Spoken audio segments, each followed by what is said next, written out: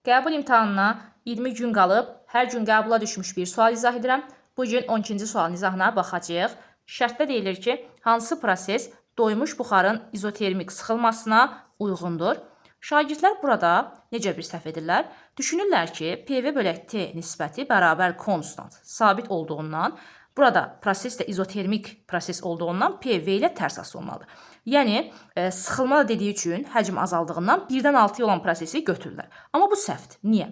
Çünki burada bir söz var, buna fikir vermirlər. Doyan buxar sözünə. Hansı ki, doyan buxar ideal qaz qanunlarına tabe deyil.